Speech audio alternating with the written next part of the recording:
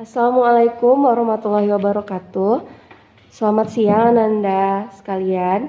Pada siang ini kita akan membahas mengenai definisi desain grafis. Atau dasar-dasar pemahaman desain grafis.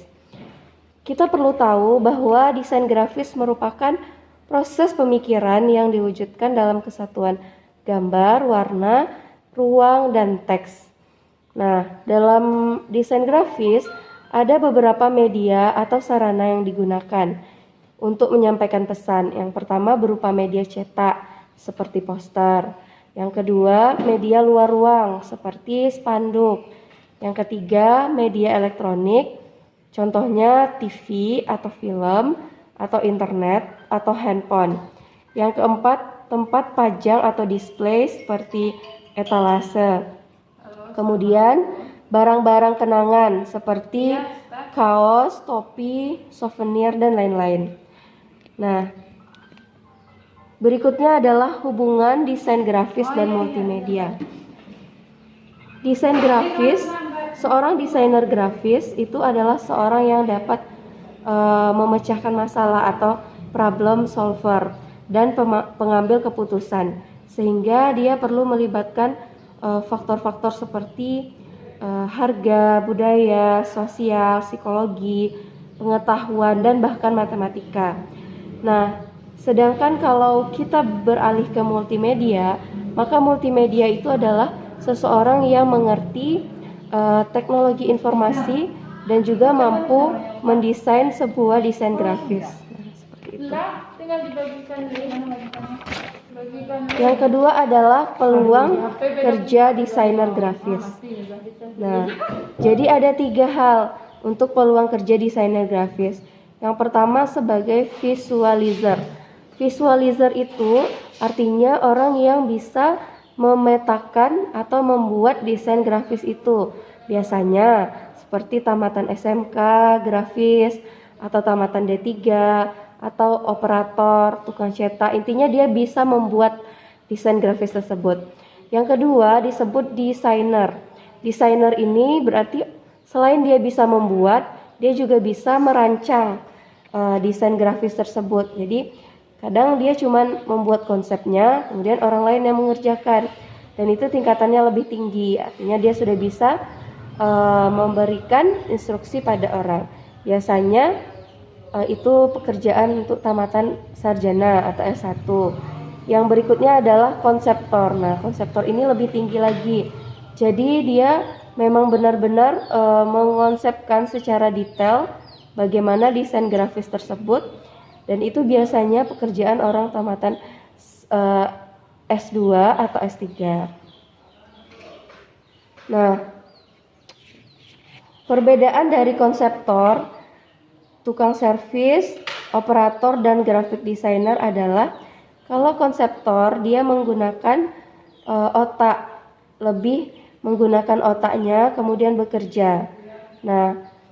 Tapi kalau untuk graphic designer itu dia memadukan hardware dan software pada komputer dan juga otaknya untuk membuat suatu hasil karya desain grafis. Untuk pertemuan sekarang ya mungkin kita lebih ke untuk mengonsepkan yang awal, karena kita kan masih taraf SMP, jadi kita belajar untuk menjadi desainer grafis yang baik. Kemudian desainer grafis itu biasanya bekerja di mana sih? Ternyata desainer grafis itu bisa bekerja dimanapun. Yang pertama di rumah, di perusahaan. Walaupun perusahaannya bukan khusus untuk membuat desain grafis, tapi desainer grafis itu bisa bekerja di sana untuk bagian periklanan dan lain-lain. Kemudian yang kedua adalah di biro jasa desain. Jadi dia bekerja di perusahaan yang khusus untuk mendesain. Yang ketiga personal. Jadi desainer grafis itu adalah orang yang mandiri. Dia bisa bekerja sendiri tanpa harus di bawah tekanan orang lain. Jadi dia bisa membuat perusahaannya sendiri gitu. Kemudian yang keempat adalah pendidikan. Seperti ustazah misalnya kan. Jadi di bidang pendidikan, seorang desainer grafis harus mampu menularkan ilmunya kepada murid-muridnya supaya menghasilkan lebih banyak lagi desainer grafis yang lainnya. Kemudian kita juga akan mengenal harga desain. Nah, gimana sih menentukan harga desain? Jadi ada beberapa faktor yang digunakan untuk penentu harga desain. Yang pertama adalah keahlian. Nah, yang kedua yaitu pengalaman. Jadi semakin berpengalaman seorang desainer grafis tersebut, maka harga desain grafisnya itu akan semakin mahal. Kemudian yang ketiga adalah waktu yang dihabiskan untuk membuat sebuah desain. Yang keempat yaitu tingkat kerumitan desainnya. Dan yang kelima adalah materi desain. Nah, yang keenam yaitu outsource. Outsource ini maksudnya adalah bagaimana dia memanajemen sebuah desain tersebut, apakah dengan bekerja sama dengan orang lain untuk membuat desain. Nah, semakin banyak dia menggunakan atau bekerja sama dengan orang lain, maka harga desainnya juga akan semakin tinggi. Kemudian yang ketujuh adalah hubungan dengan klien. Nah, bagaimana loyalitas atau bagaimana klien itu tingkat pembelian klien atau orang yang meminta desain itu. Yang kedelapan adalah siapa kliennya. Nah, ini penting. Misalnya dia membuat desain untuk sebuah perusahaan, tentu harganya berbeda apabila dia membuat desain untuk anak sekolah kayak gitu. Nah, cara menentukan harga sebuah desain ada 4. Yang pertama, harga sesuai biaya produksi. Nah, yang kedua, harga mengikuti budget klien.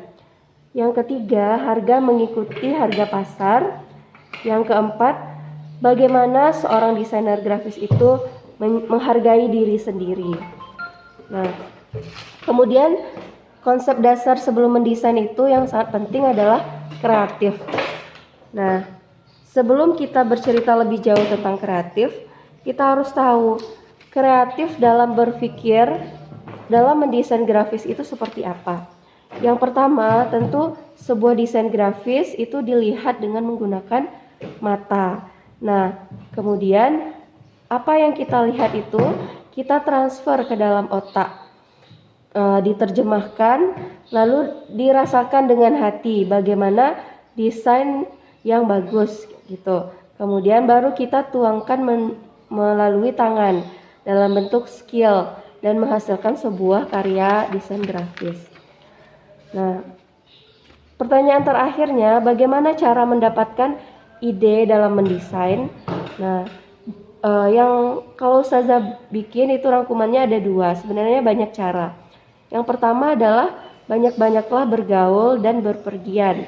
Nah, karena ketika kita melihat dunia lebih luas, kita akan mendapatkan banyak pengalaman dan juga ide-ide kreatif. Kemudian yang kedua, perbanyaklah membaca, mendengar dan juga menonton hal-hal yang positif di sekitar kita.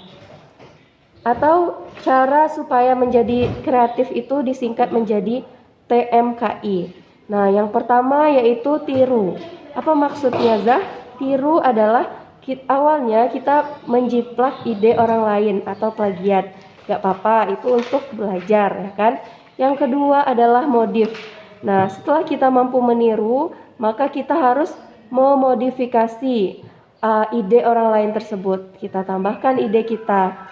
Kemudian barulah kita sampai ke tahap kreatif atau membuat ide sendiri yang tidak ada pada orang lain. Nah, yang keempat, lebih tinggi dari kreatif, kita harus mampu inovatif atau kita membuat ide sendiri dan juga ide tersebut bermanfaat dan bernilai jual yang tinggi.